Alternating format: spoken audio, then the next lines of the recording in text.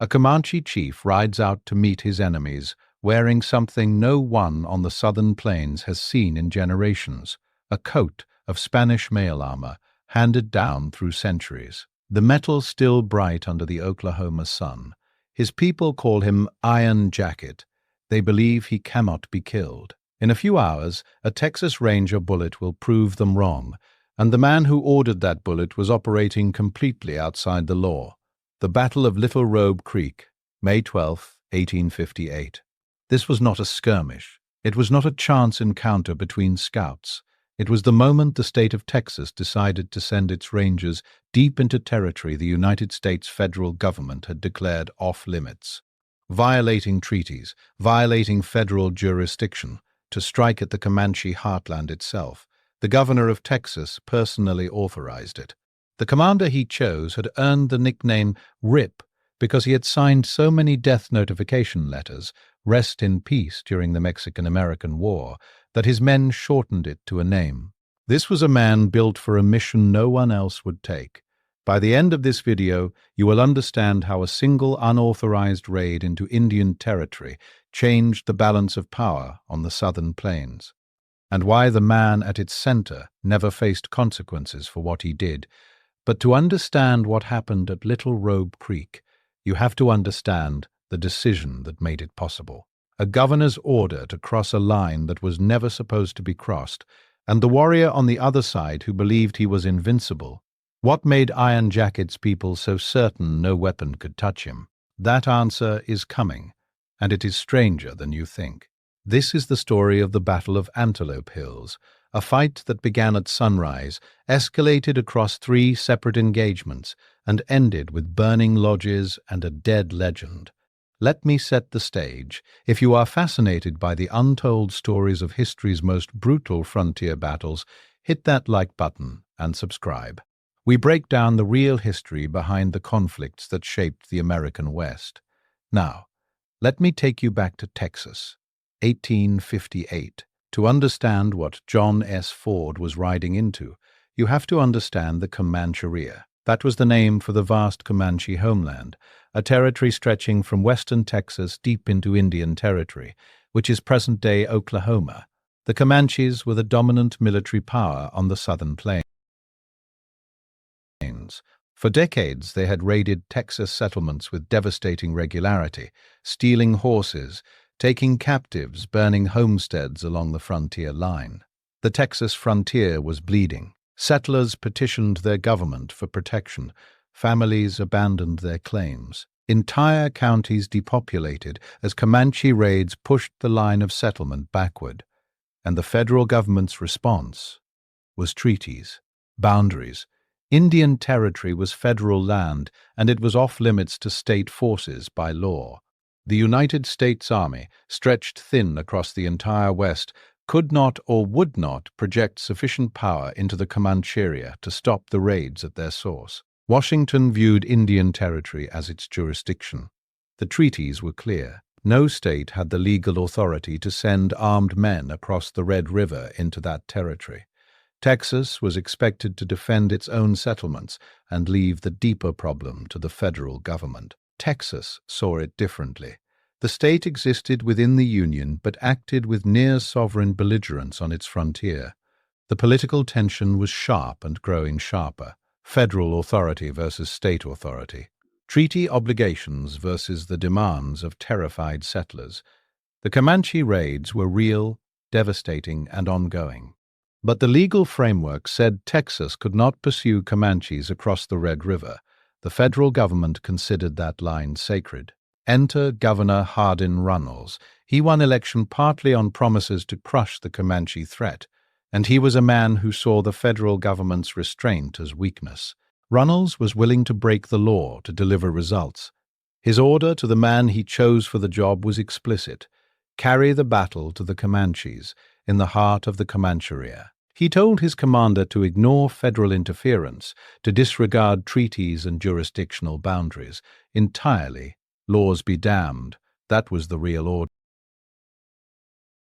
The man Runnels chose was John S. Ford, and Ford came with a reputation. He had fought in the Mexican-American War, served on the Texas frontier, and understood the Comancheria as well as any white man alive. But it was his nickname that told you who he really was. During the Mexican-American War, Ford had been responsible for writing letters to the families of dead soldiers. He signed every one of them, "Rest in peace." He wrote so many that his men shortened it. They started calling him Old Rip, and the name stuck. Ford was appointed captain and commander on January 27, 1858, with a mandate that left no room for ambiguity. Cross into Indian territory, find the Comanche, punish them. No half measures. Ford understood exactly what Runnels was asking him to do. He understood it was illegal under federal law. He did not care. He was a man who had spent years on the frontier watching the federal government fail to protect Texas citizens, and he believed that if Washington would not act, Texas had every right to act on its own. The power dynamics were now set. Three forces in a triangle. Texas, acting unilaterally through its governor and its rangers. The United States federal government, whose treaties and laws were about to be violated. And the Comanche-Kiowa alliance, the dominant native power on the southern plains, entirely unaware that a force was being assembled to strike them in their homeland. Ford's mission would require allies who knew the Comancheria intimately, allies with their own reasons to ride north. But those details would become clear once the column began to form. Ford had his orders. He had the governor's blessing. He had legal authority from Texas, and none whatsoever from the United States. What he did not yet have was an army capable of riding hundreds of miles into enemy territory and surviving what waited there. The question was not whether he would go, it was whether the force he could assemble would be enough to come back alive. February 1858, Ford established Camp Runnels near Belknap, Texas, the staging ground for everything that followed. It was a frontier outpost perched on the edge of settled Texas, beyond which lay the open, hostile expanse of the Comancheria. There was nothing romantic about the place. It was a base built for a purpose, and that purpose was war. Ford recruited approximately 100 Texas Rangers. These were hard men, many of whom had fought Comanches before, all of whom understood that this mission crossed legal lines no Texas force had ever crossed. They were not regular army. They did not answer to Washington. They answered to Texas, to Governor Runnels, and to Rip Ford. But 100 Rangers were not enough. Ford needed scouts, guides, and fighters who knew the Comancheria from the inside, men who could read the terrain, find water, track Comanche movements across open prairie. He turned to the Tonkawa, a tribe from the Brazos Reservation with generations of bitter enmity toward the Comanche. The Tonkawas were traditional Comanche enemies, and Ford recruited roughly 100 Tonkawa warriors to ride with his column. They would serve at the front, as scouts and as the first wave in any engagement. This was not generosity on Ford's part. It was tactical calculation. He was placing his most expendable allies in the most dangerous position. The Tonkawas accepted because they had their own reasons to fight, reasons that stretched back generations before any Texan set foot on the plains. 200 men total, 100 Rangers and 100 Tonkawa warriors. That was the force Ford had assembled to ride into the heart of enemy territory. The column departed Camp Runnels and pushed north through the Texas frontier, riding toward the Red River, the legal boundary between Texas and Indian Territory. Ford knew that the moment his men crossed that water, they would be violating United States law. He did not hesitate. When asked about the route and the risks of what he was undertaking, Ford reportedly stated his mission was to find and fight Indians, not to learn geography. Ford did not care about treaties. His orders said, "Ignore everything Washington tells you," and he intended to follow them to the letter. The terrain changed as they rode north. Settled farmland gave way to open prairie, then to the rolling, broken country near the Red River. The landscape itself was a warning. Beyond the river, there were no supply lines, no reinforcements, no legal protection. If Ford's column was destroyed, the federal government would not rescue them. If they succeeded, the federal government might prosecute them. The men riding north understood this. They rode north anyway. Now shift your attention to the other side of this story. Along Little Robe Creek, a tributary of the Canadian River in the Antelope Hills of present-day Oklahoma, Comanche bands had their villages. The Antelope Hills were low, rounded formations rising from the plains, cut through by creek beds lined with cottonwood and brush. Little Robe Creek provided water, shelter, and concealment. This was deep Comancheria, the heart of Comanche power, a place no Texas force had ever dared to penetrate. Among the chiefs camped here was Iron Jacket, and that was a name that carried weight across the entire southern plains. Iron Jacket was a medicine man, a war leader, and according to his people, invincible. The source of this belief was something Ford's Rangers did not yet know about, something they would discover only when the fighting began. What they did not know, what no one on that column knew, was the secret behind Iron Jacket's legend. For now, understand only that his reputation was so formidable that other bands deferred to him, that warriors followed him with a conviction bordering on the spiritual. His village was not large, but it sat within riding distance of much larger camps: Comanche bands, Kiowa bands, Kiowa Apache. Among the nearby leaders was the famous war chief Buffalo Hump, whose own band could bring substantial reinforcements to any fight within hours.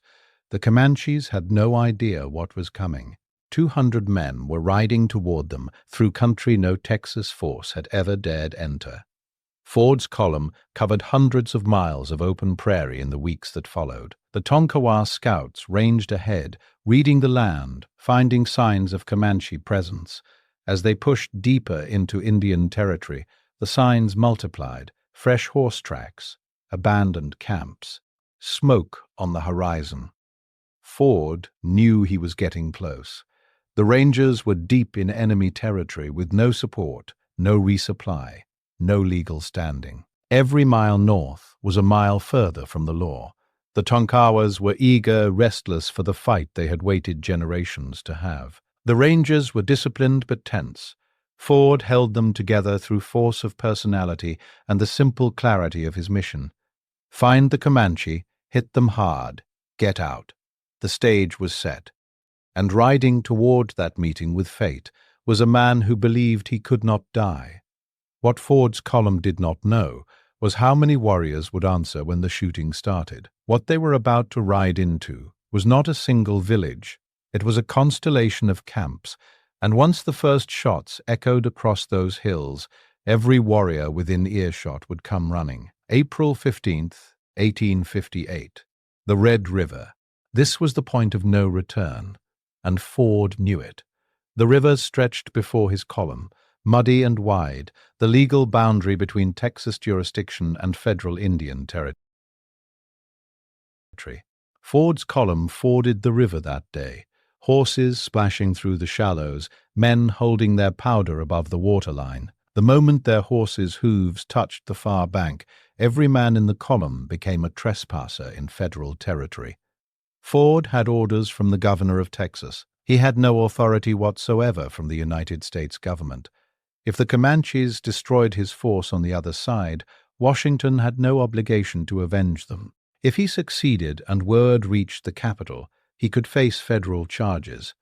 Ford rode across anyway. The Tonkawas crossed with him, then fanned out ahead as scouts, reading the terrain, searching for Comanche sign. The column pushed north from the Red River into the rolling plains of Indian territory. The land opened up, vast stretches of grass broken by creek bottoms and low hills.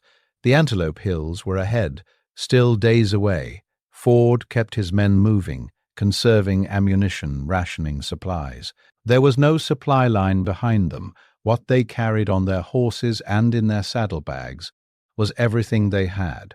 Every mile north was a mile further from the law, a mile further from rescue, and a mile closer to the largest concentration of Comanche warriors on the southern plains. Nearly a month passed between the river crossing and the battle.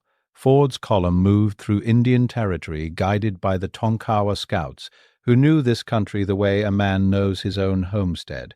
The tension of operating deep behind enemy lines for weeks wore on every man in the column. Constant vigilance, the fear of discovery, the challenge of keeping 200 men and their horses fed and watered in hostile terrain without attracting the attention of the very people they had come to fight. Sleep was restless, nerves frayed, but Ford held them steady. The Tonkawas found what they were looking for: fresh horse tracks, smoke, the traces of large encampments along the creeks feeding the Canadian River.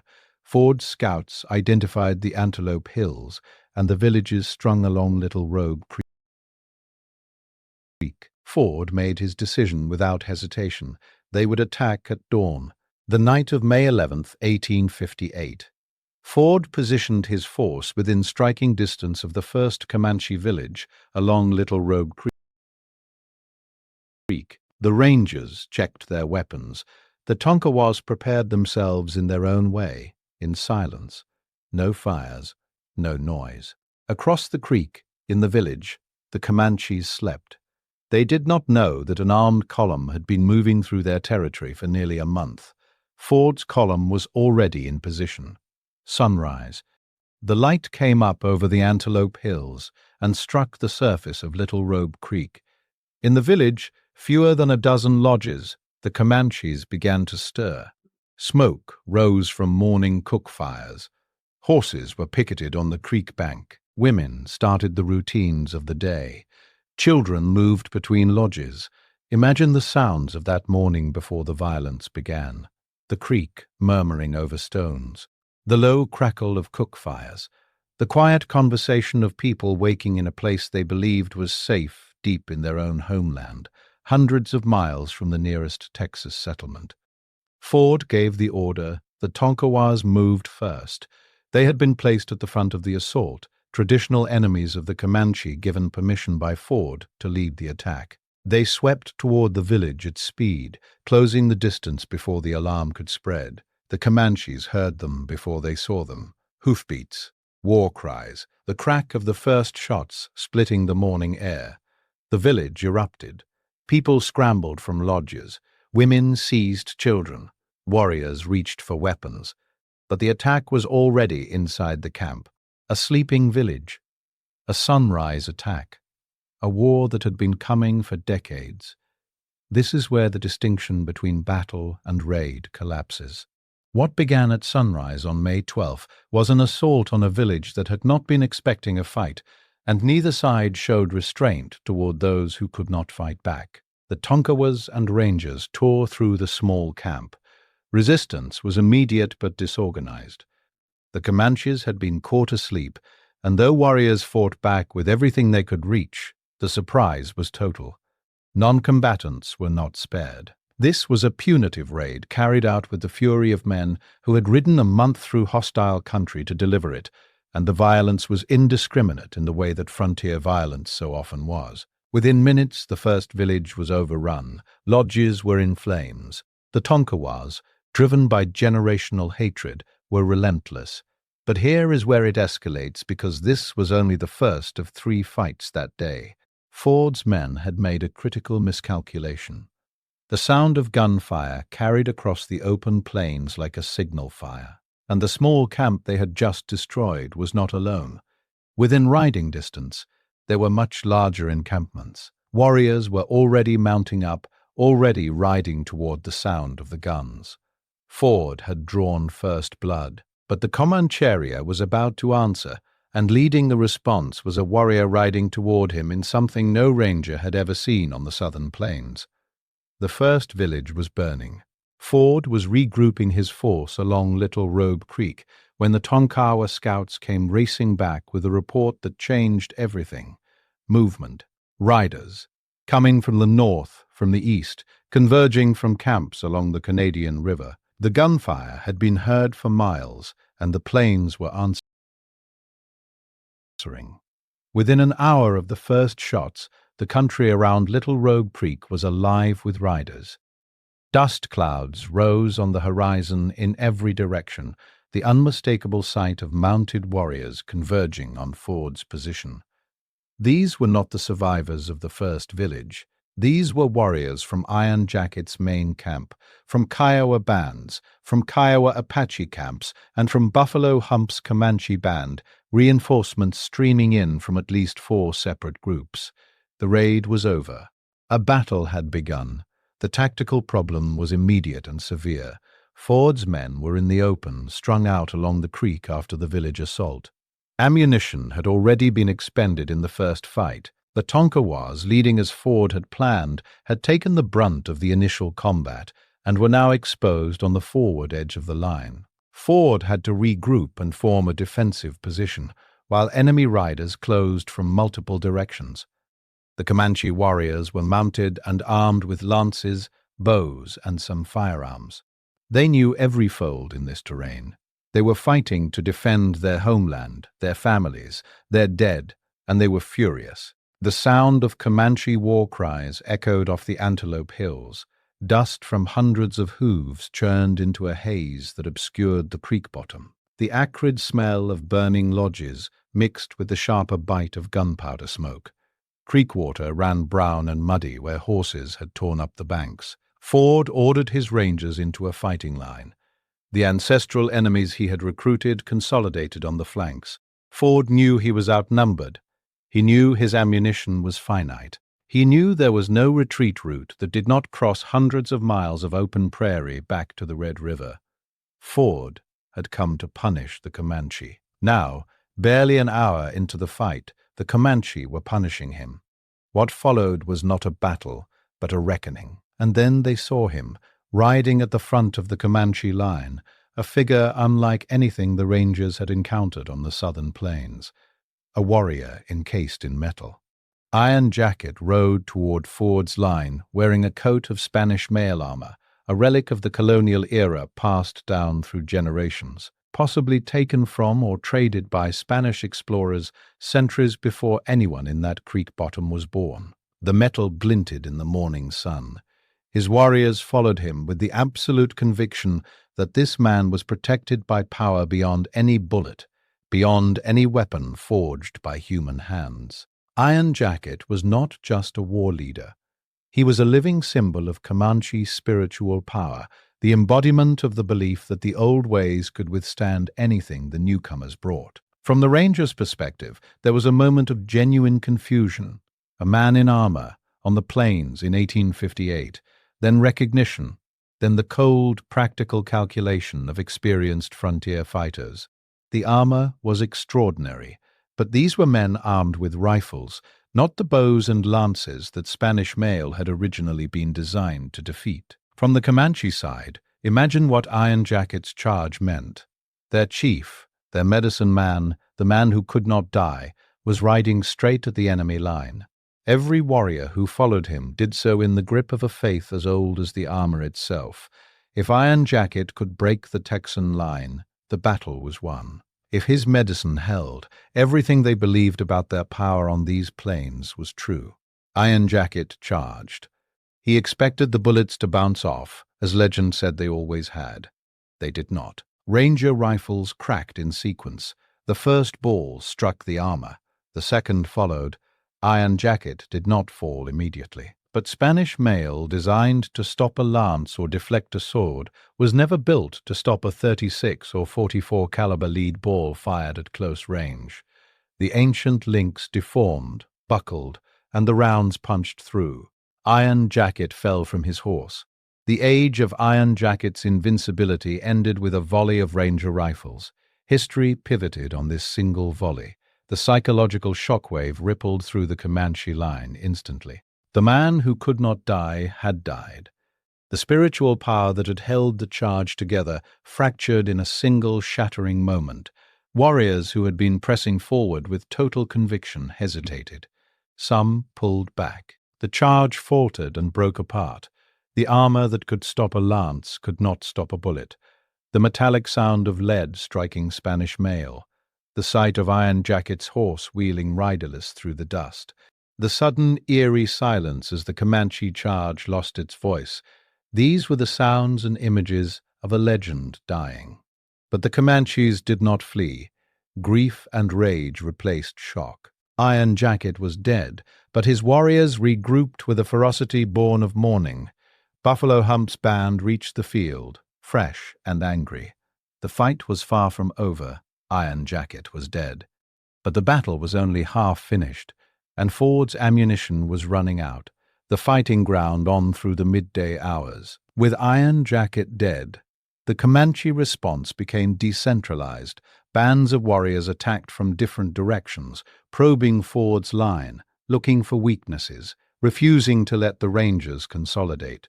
Kiowa and Kiowa Apache fighters joined the engagement, fresh and well-armed, adding weight to a fight that was already stretching Ford's resources past the breaking point. The afternoon became a grinding, lethal chess match along the creek bottom.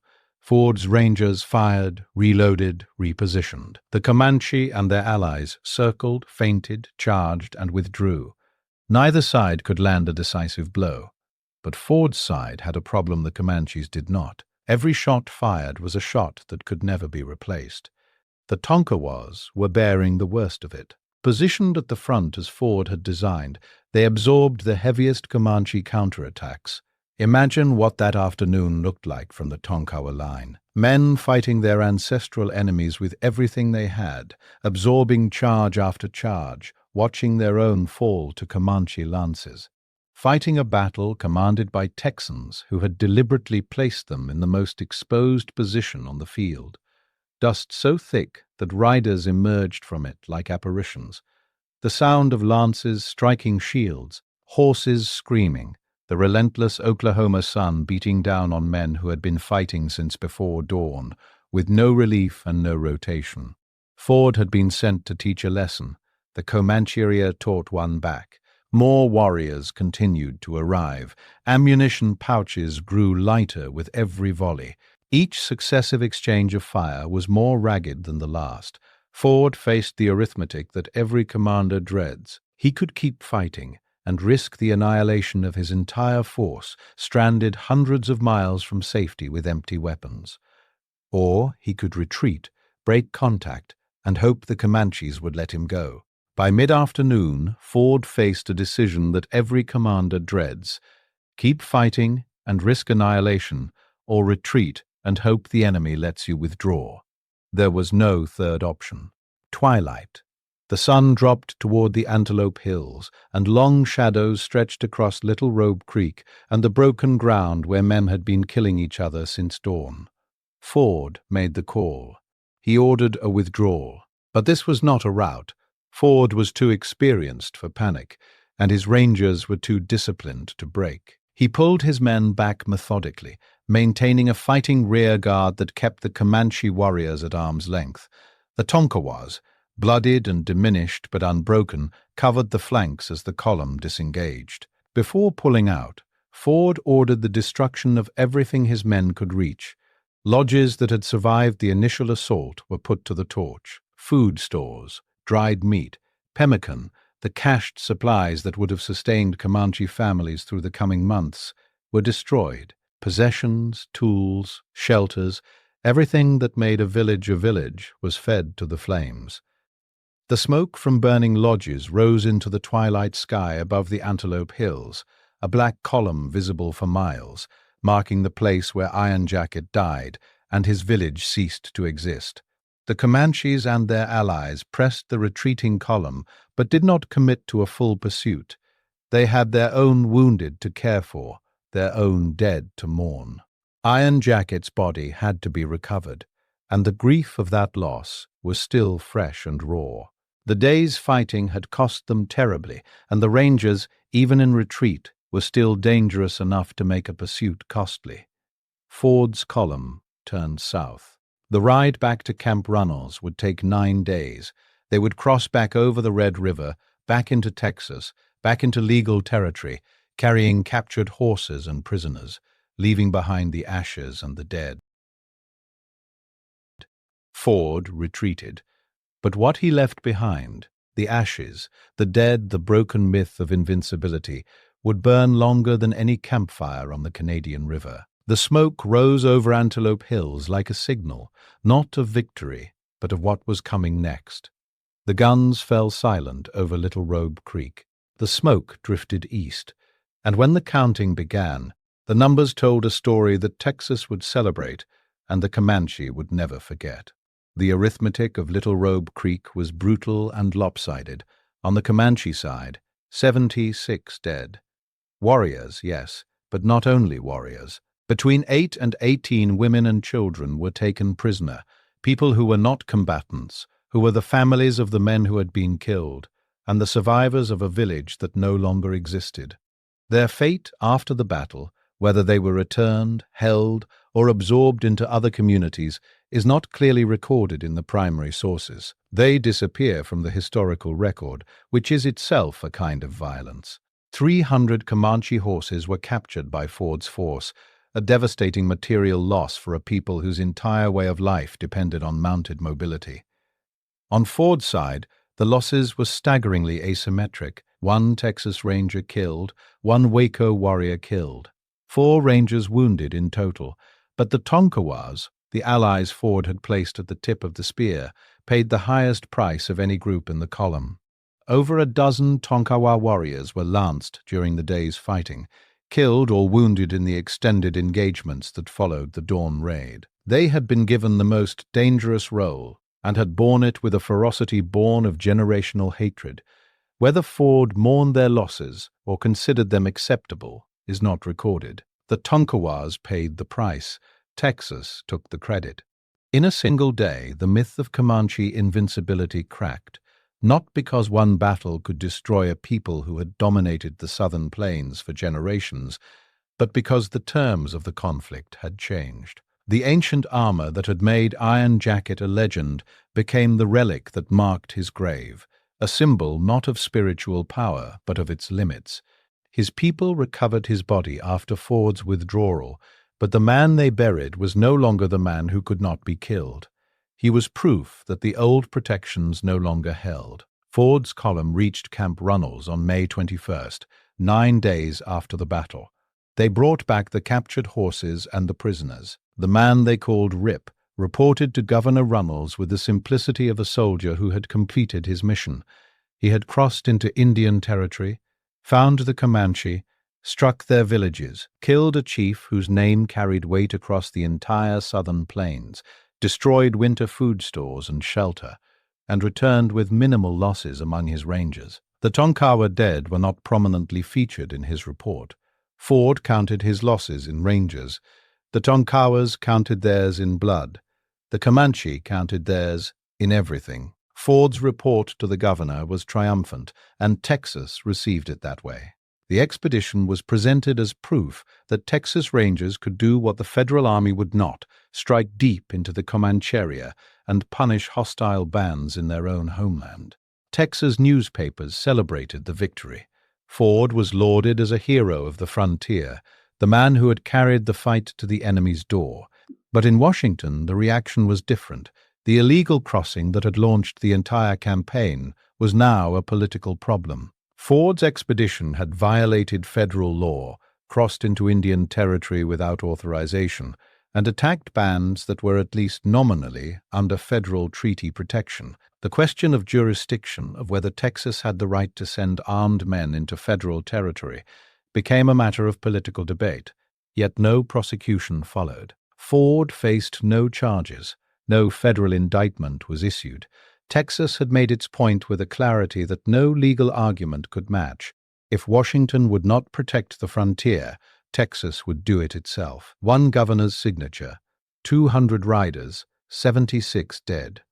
The precedent was set, and precedents, once set, have a way of echoing through decades. The Battle of Little Robe Creek, also called the Battle of Antelope Hills, established a template that would shape the next 20 years of conflict on the southern plains. Texas had demonstrated that it would act unilaterally against native peoples, regardless of federal law, treaties, or jurisdictional boundaries. The governor who had unleashed Ford faced no federal repercussions. Ford himself became one of the most celebrated figures in Texas Ranger history. For the Comanche, the raid was a harbinger of everything that followed. The loss of Iron Jacket was both military and spiritual. The destruction of his villages and the capture of 300 horses struck at the material foundation of Comanche power, while his death in the armor that was supposed to make him invincible shattered a myth that had reinforced Comanche cohesion and confidence for years. The Kiowa and Kiowa Apache bands that had ridden to Iron Jacket's aid, the reinforcements that had nearly turned the tide, would face their own reckoning in the years ahead as the frontier pushed relentlessly westward. The Tonkawas, Ford's most committed allies, received little recognition and less compensation for what they had endured at Little Robe Creek. Their disproportionate losses were a preview of a broader pattern that would repeat itself across the American West. Native allies used as frontline fighters in campaigns led by white commanders, bearing the heaviest cost, and then written out of the victory narrative as though they had never been there at all. In Texas memory, Little Robe Creek became a story of Ranger daring. A bold strike into the heart of enemy territory by a small force of brave men who did what the federal government could not. The role of the Tonkawa allies was minimized. The killing of non-combatants was folded into the general narrative of frontier warfare without specific moral examination. Ford's violation of federal law was reframed as righteous defiance, a Texas tradition that continues to resonate in the state's self-image to this day. Modern historians have complicated this narrative considerably. The terror tactics and jurisdictional overreach look different when examined outside the mythology. The prisoners taken that day, the women and children who vanish from the record. The ashes of Comanche villages that had held families, not just warriors. The destruction of winter food stores that would have sustained people through the cold months ahead. The deliberate targeting of a village at dawn before its inhabitants could mount a defense. These details sit in a different moral framework than the heroic Ranger mythology suggests. The battle was not a simple victory. It was a calculated act of state-sponsored violence conducted outside the law against people who included non-combatants, carried out by a force that included allied warriors who were spent and discarded in the telling. Return for a moment to the image that opened this story. Iron Jacket, riding in his Spanish armor, believed invincible. Now you understand the full weight of that image. A man defending his homeland against an illegal incursion, carrying into battle a relic of an even earlier invasion, killed by men operating outside any legal authority recognized by the nation they claimed to serve. The armor that was supposed to be impenetrable, the force that was never supposed to cross the river, the myth that died in a single volley. Iron Jacket wore the armor of one empire and was killed by the agents of another. The Comancheria, the vast homeland his people had held for generations, shrank that day, not by treaty or negotiation, but by fire, lead, and a governor's signature on an order that should never have been legal. If this story gripped you, subscribe for more deep dives into the battles that shaped the American frontier. There are stories out there that history books barely mention, and they deserve to be told.